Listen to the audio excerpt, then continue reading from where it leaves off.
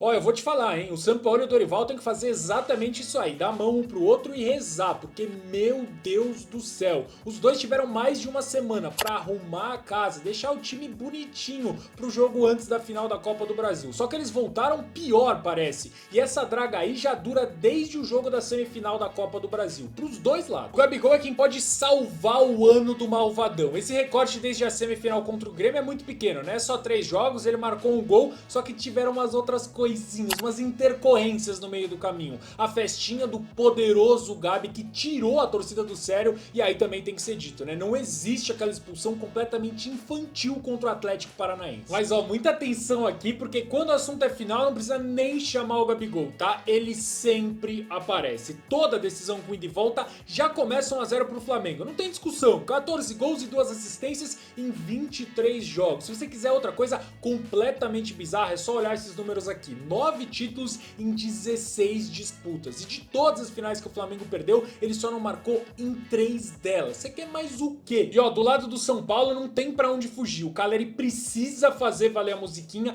e ele precisa de um título com o São Paulo. Nesse recorte, desde a semifinal da Copa do Brasil, é um pouquinho maior em relação ao do Gabigol. Mas ele também só conseguiu fazer um único gol em 5 jogos. Tá muito mal. Inclusive o gol contra o Internacional quebrou um jejum aí de mais de um mês que ele tava já sem marcar pelo São Paulo. Mas a gente pega também um recorte de finais, que os números dele não são ruins. São 2 gols em 3 partidas disputadas. Tá ótimo, né? O problema é que o São Paulo não chega com mais frequência, simplesmente pelo fato de que ele vem deixando muito a desejar nas decisões. O jogo contra a LDU é um desses exemplos. E os mata-matas, se a gente pegar o número geral dessa temporada, é uma vergonha danada. Um único gol em 11 jogos. Se a fase do Flamengo já era ruim com o Arrascaeta, imagina sem. Mas ei, calma, nação, que o homem muito provavelmente vai estar de volta logo para esse primeiro jogo e, diferente do Caleri, ele broca em mata-mata. A conta é muito simples aqui. Se não tiver um gol ou assistência dele no primeiro jogo, no jogo de volta vai ter sim. O Corinthians em 2018 que o diga. O São Paulo simplesmente não tinha um cara desse nível ou algo até perto disso, mas aí o Lucas chega. E sim, eu sei que ele tá mal nesses últimos 5 jogos, inclusive a partida contra o Internacional, pelo menos na minha opinião, foi a pior dele desde o retorno ao São Paulo, só que em mata-mata não tem jeito. Ele cresce, gosta de jogar jogo grande, ele acabou com o Corinthians, depois o São Paulo só volta vivo do Equador, porque o Lucas faz o gol do 2 a 1 e na disputa de pênaltis, no jogo de volta, ele pode não ter feito o gol no tempo regulamentar, mas ele foi lá e cravou o penal. Quem ramelou foi o Rames, né? O pilar defensivo, se é, né, que o Flamengo tem algum pilar defensivo nessa temporada, é o Fabrício Bruno, o zagueiro com mais minutos em 2023. Ele foi titular nos 4 jogos depois da semifinal da Copa do Brasil, até porque o Sampaoli não fez um mistão ou um reservão, ele não poupa ninguém, né? E também não poupou o Fabrício Bruno. E sim, o Flamengo ganhou 2 desses jogos, só que a gente tem que olhar pro número de gols sofridos. São 6 gols sofridos, basicamente uma média de 1 gol a cada 60 minutos. Assim não dá. O São Paulo tem uma preocupação com o Arboleda, que se machucou durante a data FIFA, mas a tendência é que ele jogue mesmo que seja no sacrifício. O São Paulo precisa muito dele, porque pegando esse mesmo recorte desde a semifinal da Copa do Brasil,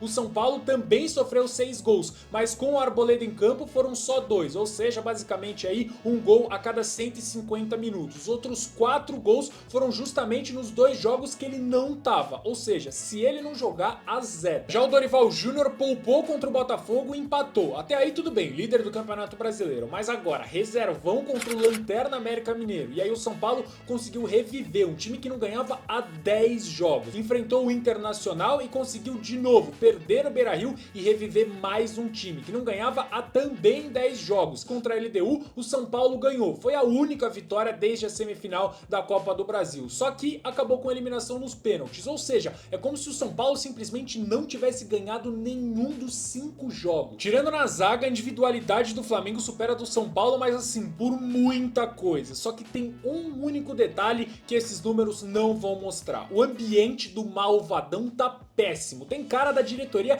querendo demitir o Sampaoli hoje, agora. E é exatamente por isso que, pelo menos na minha opinião, o Flamengo chega pior que o São Paulo.